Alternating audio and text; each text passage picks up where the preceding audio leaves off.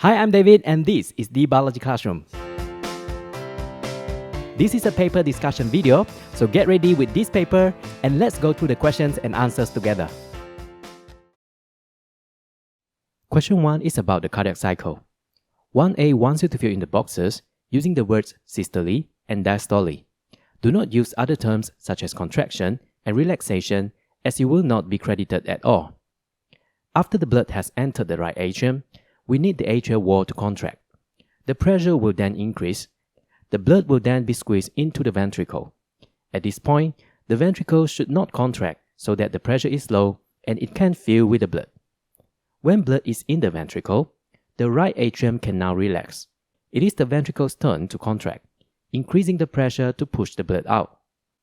After the blood has entered the pulmonary arteries, they can both relax.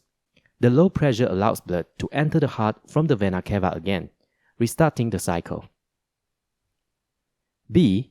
Explain why it is important for the control of the cardiac cycle that there is a short delay at the AVN after impulses have been sent out by the SAN. The question only asks about the delay of impulses. You should not describe the whole event involving the SAN and the AVN. Many details in the events are irrelevant to the question. The delay is to prevent the atria and ventricles from contracting at the same time. If they are at systole at the same time, blood cannot move from the atria to the ventricles due to the high pressure. We always want the ventricles to contract after the atria. So, the pressure in the ventricles is low when pressure increases in the atria. The pressure difference allows both atria to empty their content completely into the ventricles. C wants you to explain how blood pressure changes can cause the opening of the tricuspid and the pulmonary valve, and how they help the flow of blood through the heart. The tricuspid valve is an atrioventricular valve. It is located between the right atrium and the right ventricle. When the pressure in the right atrium exceeds the pressure in the right ventricle, the valve will open to allow the blood flow. The pulmonary valve is a semilunar valve. It is located between the right ventricle and the pulmonary artery. When the pressure in the right ventricle becomes higher than that in the pulmonary artery, it opens to allow blood to move from the ventricle to the artery. Pressure changes in the heart cause the sequential opening and closing of valves. This leads to the one-way movement of blood as the valves open to allow the flow and close to prevent backflow. Since blood always flows from an area of high pressure to an area of low pressure, the blood pressure changes are coordinated for blood to move towards the correct direction. For example, when the blood pressure in the right ventricle increases, the tricuspid valve closes and the semilunar valve opens. This allows the blood to enter the pulmonary artery instead of flowing back into the right atrium. Figure 2.1 shows the longitudinal section through a root tip. 2A wants you to describe three visible differences between root apical meristem cells and root cap cells. Make sure your answers are based on the photomicrograph. Do not use your biological knowledge to generate statements which cannot be evident by the figure. Many of the root apical cells have visible chromosomes. This shows that they are undergoing mitosis. All root cap cells only show circular nuclei and no chromosomes can be seen.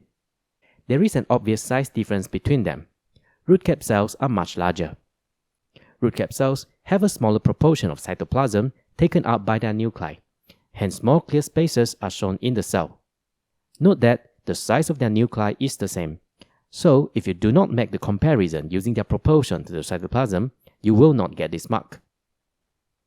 Many of the cells near the apical meristem region show nucleus too. This cannot be seen in the root cap cells. You can also compare the shape of the cells. One of them is more cuboidal, and the other is more circular.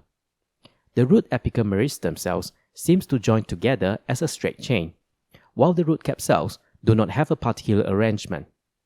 Lastly, many root cap cells do not have a nucleus. B talks about mucilage, which glues soil particles to form small clumps. With reference to the cohesive and adhesive properties of water, suggest and explain how the formation of small clumps of soils help to maintain the soil water around the root tip. The polarity of water creates a slightly positive charge on hydrogen and slightly negative charge on oxygen. which allows them to form hydrogen bonds with each other and other polar molecules. The formation of hydrogen bonds between water molecules leads to cohesion in the spaces between the soil clumps. There is also adhesion, where water molecules form hydrogen bonds with the surface of the soil. These forces allow the water molecules to stick with each other and to the surface of the soil. There is a mark for AVP. For example, due to the clumps, there are many spaces around the roots. Water is collected in these spaces. C. The term used to describe enzymes that act outside the cells that synthesize them is extracellular. A common mistake among students is to use the term intercellular. It is wrong because intercellular means in between cells. D1. Explain what is meant by a polysaccharide. A polysaccharide is a macromolecule made up of a large number of monomers called monosaccharides. The bond between the monomers is called a glycosidic bond. You can also get a mark if you mention that the repeating subunits are called monomers. D2 wants you to draw the general structure of an amino acid and explain how it is possible to have many different amino acids. An amino acid has a central carbon that is joined to an amino group, a carboxyl group, a hydrogen atom, and a side chain or R group. You can either make annotations or write in the lines provided to explain that the R group is variable. Different amino acids have different R groups. D3 suggests and explains how the presence of mineral ions in the root hair cell can increase the absorption of water by the root hair cells. Mineral ions are solutes that can dissolve in water. The presence of solute can decrease the water potential of a solution. As the solute concentration increases in a region, the water potential decreases. That is why mineral ions in the cell would decrease the water potential within it. As the water potential inside decreases, the water potential gradient between the soil solution and the cell cytoplasm increases. In other words, the difference between the water potential of the two regions becomes greater. This causes water to enter by osmosis down the water potential gradient. Notice that you must use the term water potential instead of concentration of water, as the latter would not be credited. 3a. Outline the features of non-self antigens. A non-self antigen is a substance that can stimulate an immune response. Remember that an antigen is not a whole pathogen or a whole cell. It is only a molecule found on their surfaces or a substance they release. They are usually proteins, glycoproteins, or polysaccharides. These molecules are recognized by and activate white blood cells such as lymphocytes and phagocytes. Some of the white blood cells would act as antigen-presenting cells when they encounter a non-self antigen. They cause the production of specific antibodies by plasma B cells.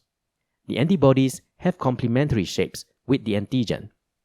You can gain 1 mark by giving an example of the location of a non-self antigen. They can be found on the surface of pathogens, infected cells, tumor cells, non-body cells, and foreign cells. Sometimes, an antigen is located on the bacterial cell wall and their flagella. In viruses, antigens usually are found on their protein coat called capsid. There is a mark for AVP. For example, an antigen can be a toxin produced by a pathogen. They are usually large and hence have a high molecular mass. In B, you are asked to match each description to the cells. All of them except plasma cells can undergo clonal expansion. This is because a plasma cell is fully differentiated and specialized, hence losing its ability to undergo further division. Secreting cytokine is the role of the T helper cell. During a primary immune response, all 4 of them will be present. C wants you to complete each sentence using the correct term. The part of the cell cycle that occurs immediately after mitosis is cytokinesis. This is when the cytoplasm of the cell divides, resulting in 2 daughter cells. The S phase is one of the stages in the interphase. During the S phase, DNA replication occurs. You can also gain mark if you name it DNA synthesis or describe it as semi-conservative replication. In question 4, we have a photomicrograph of a unicellular organism that causes sleeping sickness. Ribosomal RNA and proteins are assembled to make ribosomal subunits in the nucleus. The large and oval structure is the nucleus. The darker and smaller circular structure inside it is the nucleus. 2 wants you to explain how the structure labeled X provides evidence that this organism is motile. X is a cross-section of a flagellum.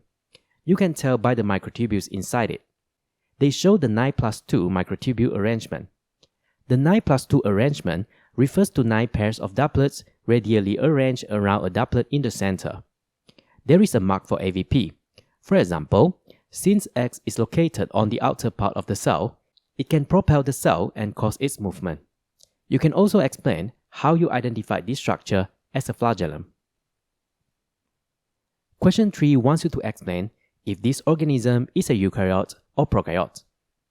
To answer the questions, you can use those organelles or structures that can be seen in a photomicrograph but are not found in a prokaryotic cell. This includes the nucleus and nuclear envelope, mitochondrion, nucleolus, and endoplasmic reticulum. Besides, chromatin is found inside the nucleus. We can tell by the presence of nucleolus, which contains dense chromatin and some associated proteins. Chromatin is a DNA protein complex which cannot be found in prokaryotes. The 9+2 arrangement of microtubules is also unique for eukaryotic cells. Even though many prokaryotes have a flagellum, they lack the 9+2 arrangement. X, the flagellum, is covered by the cell surface membrane. In prokaryotes, the flagellum is not covered by a membrane. All prokaryotes have a cell wall, but this organism does not have it. You can also use the typical size of a prokaryote as your answer. B is about malaria. The term used to describe an organism that causes disease is a pathogen. You can't use any specific type of pathogen to answer this question, such as bacteria, viruses, and parasites, because this is a general question about all diseases. 4 species of Plasmodium can cause malaria. They are Plasmodium falciparum, malariae, ovale, and vivax. Since this is a naming question, you must spell the name correctly to get the mark. C. Outline the similarities and differences between the modes of transmission of malaria and sleeping sickness. The question says that sleeping sickness is transmitted by an insect called tsetse fly. So, they are both transmitted by an insect vector. It also says the tsetse fly feeds on human blood, like Anopheles for malaria. However, the insect species that transmit the diseases are not the same. Moreover, only the female Anopheles mosquitoes feed on blood and transmit malaria. Both male and female tsetse flies feed on blood and transmit sleeping sickness. Female Anopheles mosquitoes need protein from blood to develop their eggs, so they have to take blood meals from humans or animals. The male Anopheles mosquito feeds only on plants. Their mouth parts are not specialized for taking blood. In 5a, we have a table about nucleotides. Make sure there are no spelling errors when you name the bases, as you will lose marks. Purines are bases with 2 rings, while pyrimidines have only 1. A and G are purines, the rest are pyrimidines. Thymine can only be found in DNA, and uracil only in RNA. The other 3 can be found in both. In B, we have the structure of abacaver, which is converted into carbovyl triphosphate in an infected cell.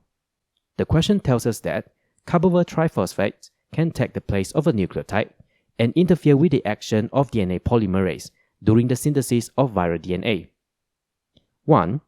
Carbovyl triphosphate will replace a purine base because it has 2 rings, so its structure is more like a purine than a pyrimidine. 2. Suggests why the conversion of abacaver to carbovyl triphosphate increases the chance of the analog being added to the viral polynucleotide chain. Before you answer this question, you must know that only activated nucleotides can be added to an elongating strain by DNA polymerase during DNA replication. Activated nucleotides refer to those free nucleotides which are phosphorylated. They have 3 phosphate groups instead of 1. The diagram shows us that carbovyl triphosphate has 3 phosphate groups, so it is similar to an activated nucleotide used in DNA replication. it is phosphorylated and activated. The role of DNA polymerase will give you the next mark. For example, you can describe its function to catalyze the addition of nucleotides to the growing DNA chain by forming a phosphodiester bond. Due to the similarity of this substance to an activated nucleotide, DNA polymerase might mistakenly add it to the growing chain, so the normal process is interfered with. Besides, the diagram shows us that the triangular section is no longer present. Since this triangular section is not found on DNA nucleotides, carbovyl triphosphate would fit better to the active site of DNA polymerase. There is a mark for AVP. You can talk about how the substance may fit better to the active site of the enzyme due to its 3D shape, which is similar to the substrate. 3. Suggest and explain how carbovyl triphosphate interferes with the action of DNA polymerase and how this may prevent the synthesis of viral DNA. As I mentioned in the previous question, it prevents DNA polymerase from adding DNA nucleotide to the growing DNA chain, as it has a very similar shape to the activated nucleotide. This means that it has a complementary shape to the active site of DNA polymerase. It can act as an inhibitor to the enzyme, as it prevents the binding of substrates to the active sites. If carbovyl triphosphate binds to the active site of DNA polymerase, fewer ES complexes would form. DNA polymerase may not form phosphodiester bonds between the nucleotides. This substitution prevents the synthesis of the viral DNA. The addition of the drug can also activate the proofreading mechanism. When the cell detects the error, it will start a mechanism to cause the breakdown of newly synthesized DNA. There is a mark for AVP. For example, DNA polymerase cannot move along the DNA template strain when the drug has substituted a nucleotide. This causes the viral DNA, which contains the analog, not to be further replicated. The addition of carbovyl triphosphate is a mutation, as the sequence of bases in the viral DNA is now changed. The viral DNA no longer codes for the viral proteins. In question 6, we have a diagram showing the Weibull lung model. X is the airways right after the trachea, so they are the bronchi. B suggests why the airways from generation 0 to 16 are not able to carry out gas exchange. Unlike alveoli, which have thin walls, these airways have very thick walls. The diffusion distance would be great. The rate of diffusion is negatively correlated to the distance of diffusion, so the diffusion rate is very slow in these airways. These airways contains many tissues, such as ciliated epithelium and smooth muscles. If the gas exchange takes place here, there are too many cell layers to pass across. The trachea and bronchus also have a layer of mucus on their lining due to the presence of goblet cells and mucus glands. This further increases the diffusion distance. Apart from that, airflow is very fast in these airways.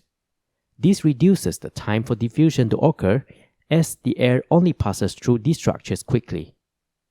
Another reason lies in the blood supply. It is not from the pulmonary artery, so the blood would already be oxygenated. The blood vessels supplying blood to these airways belong to the systemic circulation. Since the blood contains a high concentration of oxygen and a low concentration of carbon dioxide, there is a low concentration gradient.